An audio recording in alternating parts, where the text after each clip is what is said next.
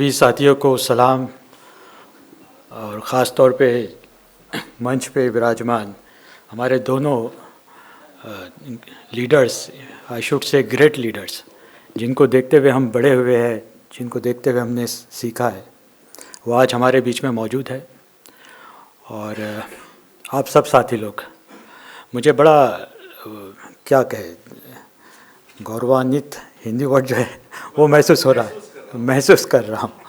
और ये सिर्फ बोलने के लिए महसूस नहीं कर रहा हूँ, क्योंकि कल है ह्यूमन राइट्स डे और आज की पूर्व संध्या पर हम लोग वो प्रथा शुरू करने की कोशिश कर रहे हैं और तकरीबन कर चुके हैं।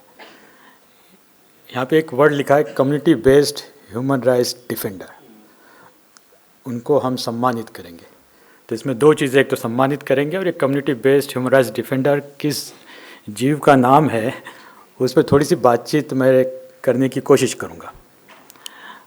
साथियों, पहले तो आप सब लोगों का बहुत बहुत शुक्रिया, बहुत बहुत धन्यवाद।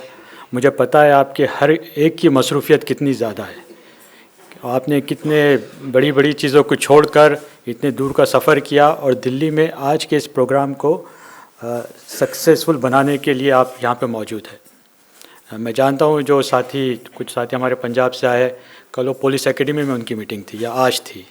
कुछ साथी है जिनका कुछ केस लगा था कोर्ट में, कुछ साथी है जो फैक्ट फाइंडिंग मिशन पे थे, कुछ साथी है जो ई श्रम आंदोलन चला रहे, कुछ साथी है जो नरेगा की मजदूरी मांगने या काम मांगने के आंदोलनों में। तो ये काम लगने वाले तो छोटे हैं, पर उन साथियों के लिए, उन समाजों के लिए जिनमें आप लोग काम करें, वो बहुत बड़े हैं। तो आपका बहुत बहुत शुक्रिया कि आपने वक्त निकाला और हमारे बीच में आप मौजूद हैं। साथियों, जिस तरह हम यहाँ 50, 60, 70 साथी मौजूद है, एक्शन एड तकरीबन 250 ज़िलों में अब काम कर रहा है इसी ह्यूमन राइट्स के इशू पे। और अगर हम देखें तो 10,000 के आसपास साथी है जो ह्यूमन राइट्स डिफेंडर, अगर ह्यूमन राइट्स लैंग्वेज में हम करें, उनके साथ हम लगे हैं, काम कर रहे हैं। ये मेरा अपना और हमारे सब साथियों का ये रोज़ का अनुभव है कि जिस परेशानियों में और जो वल्नरेबिलिटी में वो अपना संपूर्ण त्याग देके और जिस लेवल का वो अचीवमेंट हासिल करते हैं और जो उम्मीद पूरी इंसानियत को, मानवता को देते हैं, या जो कॉन्स्टिट्यूशन के वैल्यूज़ है, जो संविधान के वैल्यूज़ है, वो आज भी पॉसिबल है इस देश में, इसका जो कॉन्फिडेंस हमें देते हैं, इसको मैं और अपने साथी रोज़ मतलब लाइव महसूस करते हैं। और हमने देखा कि इन तमाम साथियों के साथ जो जिनका अगर लोकेशन आप मुझसे पूछे कि वो कहाँ पे है, तो वो शहरों में कम और रिमोट इलाकों में, दूर दराज के इलाकों में, या जिसे आप कह सकते हैं डिफ़िकल्ट जोग्राफीज़ में, वो वहाँ पर है। वो किन समाजों में है? तो ज़्यादातर उन समाजों में है जो हमारे बीच में वल्नरेबल या कमज़ोर कहे जाते, सो कॉल्ड कमज़ोर कहे जाते, या तो ट्राइबल्स है, डिनोटिफाइड ट्राइब है, अक्सर दलित है, मुस्लिम्स है, बहुत ज़्यादा महिलाएं हैं। वो साथी है जो सिर्फ किसी, जिनकी ख़ास बात ये भी है कि वो खुद अक्सर और हमेशा वो विक्टिम होते हैं, मतलब किसी एट्रोसिटीज़ के, किसी ह्यूमन राइट्स केस के वायलेशन के वो विक्टिम होते हैं। वो विटनेस भी होते हैं जो अपने आसपास, अपने रिश्तेदारों, अपने दोस्तों, अपने पूर्वजों, अपने बच्चों के साथ होने वाले भेदभाव और ह्यूमन राइट्स वायलेशन को रोज़ महसूस करते हैं। वो किसी एक केस के विक्टिम नहीं होते, किसी एक केस से भेदभोगी नहीं होते, बल्कि वो उनकी रोज़ाना की ज़िंदगी ऐसी होती है कि वो रोज़ उनको इंसानी या मानवता के दर्जे के नीचे का बिहेवियर बर्दाश्त करना पड़ता है। इसे आप कस्टम मान ले, इसे आप रिवाज मान ले, रस्म मान ले, और वो है दुनिया में आजकल। बस फ़र्क ये है कि ये जो so called community based human rights defender, वो हिम्मत करते हैं, वो सबसे बड़ा नो नहीं बोलते हैं। किस चीज़ को नहीं बोलते हैं? कि वो बर्दाश्त करने को नहीं बोलते और उसको रोकना चाहते हैं वो, और फिर वो आगे बढ़ते हैं, पहले अपने लिए इंसाफ की कोशिश करते हैं और इस प्रोसेस को जोड़ने के लिए लड़ाई लड़ते हैं। और वो, अगर मैं बात कहूँ तो आप सब साथी जो यहाँ मौजूद है, उनमें से 90% लोग वही है जो उसको रिप्रेजेंट करते हैं। और ये करना इतना मतलब आसान नहीं है, क्योंकि एक दरिया का एक होता है ना बहाव, एक सिमत होती है, उसके उस सिमत के साथ तैरना तो बड़ा आसान है, पर उसके ख़िलाफ़ तैरना वो बहुत मुश्किल है। और रोज़ सुबह जो उठे और उसे उसी तैराकी को करना पड़े और उस एक्सरसाइज को रोज़ करना पड़े कि मुझे उस सिमत के ख़िलाफ़ तैरना है, तो ये मुश्किल वाला काम। साथियों, मुश्किलों की क्या मैं बात करूं उनके साथ, तकरीबन हर कोई यहाँ पे मौजूद है जिसको धमकी मिली है, जान से मारने की धमकी मिली है। और वो जो हज़ारों साथियों की मैंने बात की, वो रोज़ाना इस तरह की धमकियों को, सुरेश भाई बैठे वो मुस्कुरा रहे हैं, मेरे ख्याल से 100-500 बार आपको धमकी मिली होंगी कि आप घर से निकला, पुलिस स्टेशन गया, FIR की, जान से मार देंगे, तेरे बच्चे को उठा लेंगे, तेरी बेजवान बेटी को उठा लेंगे, तेरा कारोबार बर्बाद कर देंगे। और ऐसा नहीं कि वो सिर्फ धमकी देते हैं। ये गगन जी बैठी है, मतलब पूरी फैमिली के ऊपर इसलिए हमला किया गया कि जय सिंह जी आज हमारे बीच में मौजूद नहीं है ना। वो बॉन्डेड लेबर, वो बोलते थे कि मजदूरी पूरी मिलनी चाहिए, किसी को आप बेगारी नहीं करा सकते। और जब जय सिंह जी ये बोल रहे थे, जब गगन जी और ये साथी लोग जब बोल रहे थे, तो शायद सदियों में पहली बार कोई बोल रहा था कि मजदूरी पूरी चाहिए, बेगार नहीं करेंगे।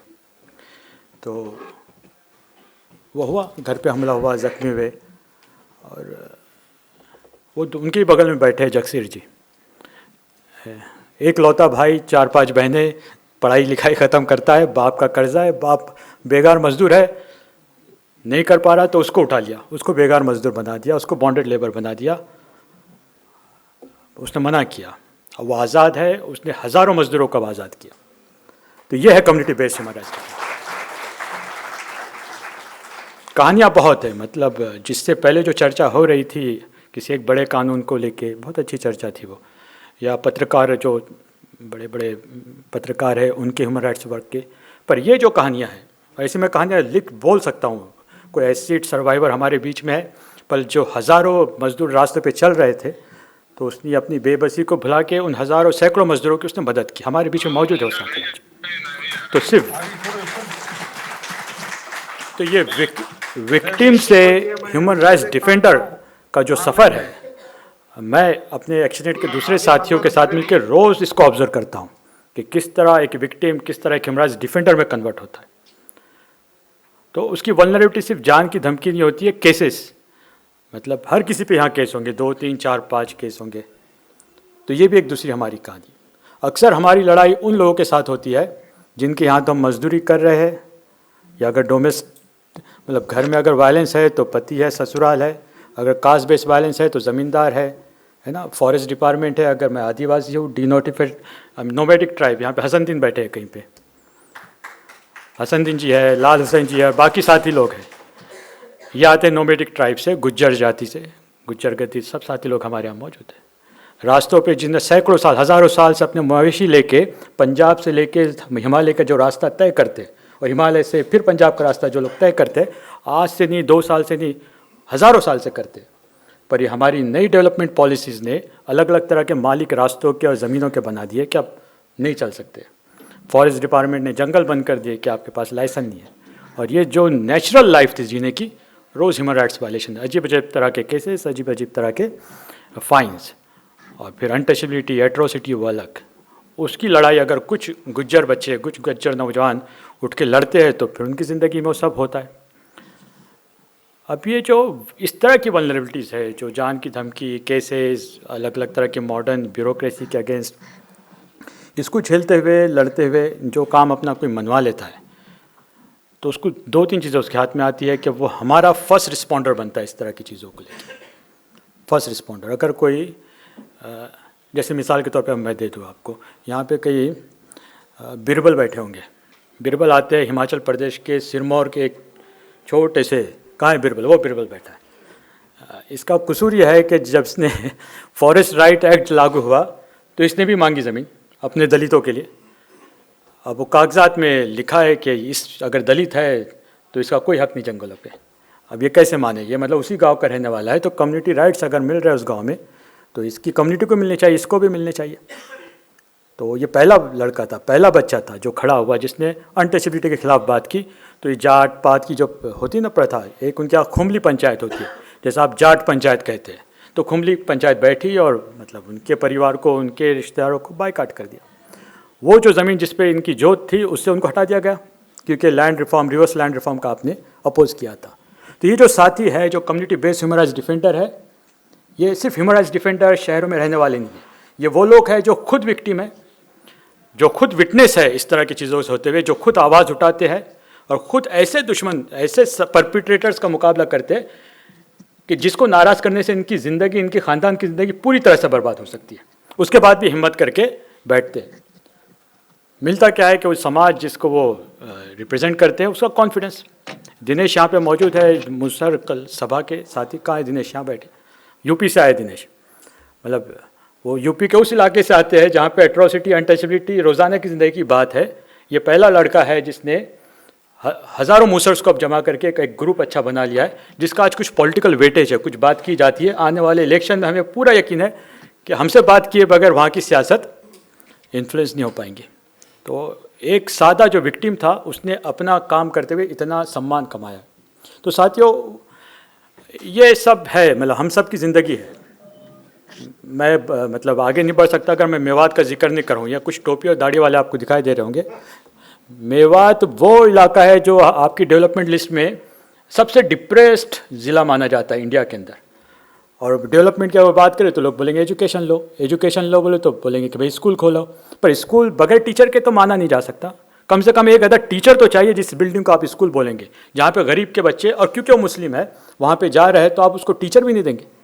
अगर टीचर अपॉइंट हो तो फिर से आप जाट लैंड में और बाकी के हरियाणा में इनको ट्रांसफ़र कर देंगे। अगर उसके खिलाफ कोई आवाज़ उठाता है, डॉक्टर साहब बैठे हैं वहाँ पे और बाकी के साथ बैठे, उन्होंने आवाज़ उठाई और पहले लड़ाई लड़ी, सहे जुल्म। आज मतलब वहाँ का कलेक्टर भी रिकॉग्नाइज करता है इनको। इनके बगैर कोई कलेक्टर की एजुकेशन या दूसरे डेवलपमेंट की मीटिंग हो नहीं सकती जब तक सिविल सोसाइटी में उनको नहीं काउंट किया जाता।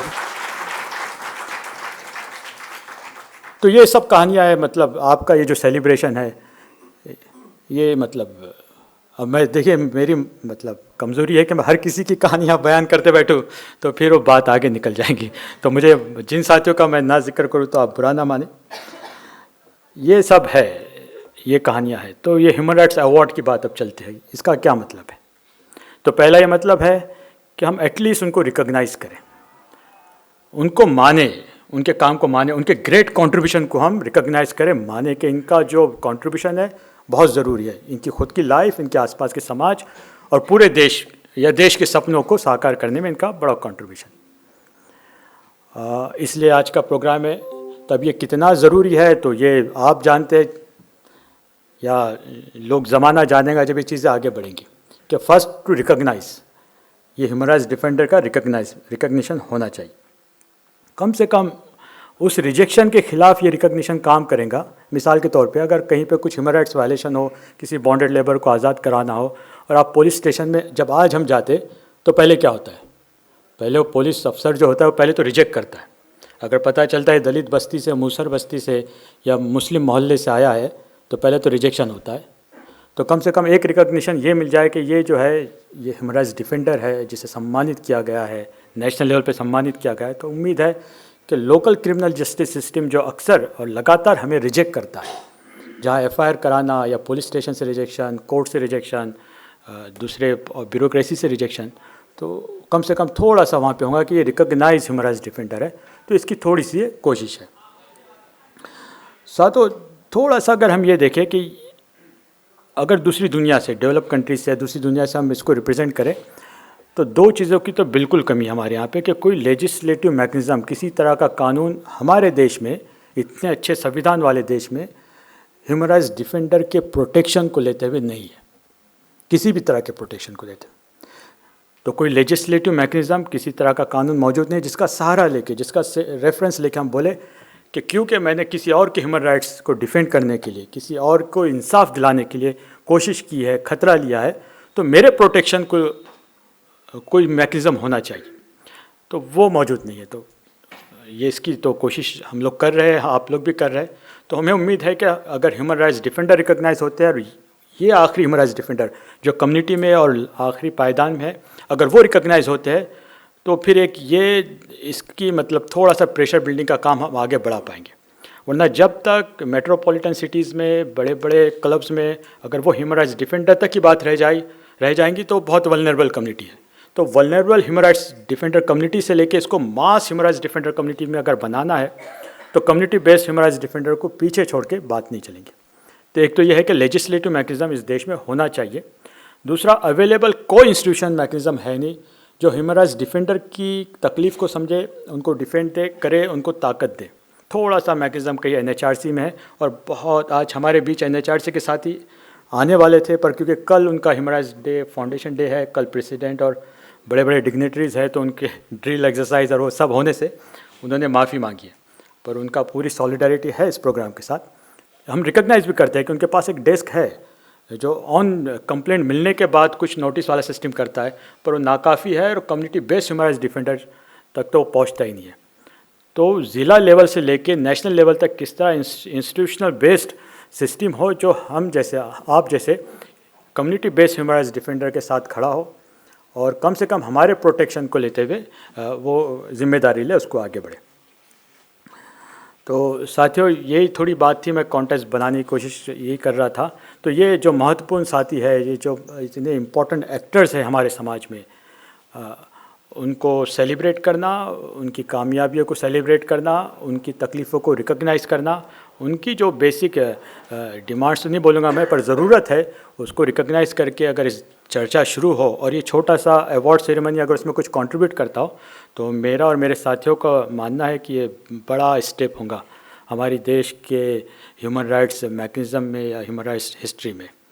और मैं संदीप जी का बहुत बहुत शुक्रिया भी करता हूँ। आप चौंक रहे हैं, पर ये पॉसिबल नहीं होता अगर इनकी लीडरशिप नहीं होती। ये जो एक सपना दिखाना और फिर उस पर चलाने की हिम्मत देना और इन अलग अलग तरह के साथियों को जमा कर लेना और हज़ारों लेवल पे, मतलब इतने बड़े लेवल पे, ये मतलब एक it is a charismatic leadership, मतलब और हो नहीं सकता था इसके बगैर। तो थैंक यू संदीप जी, और मैं अपनी बात यहीं करूँगा।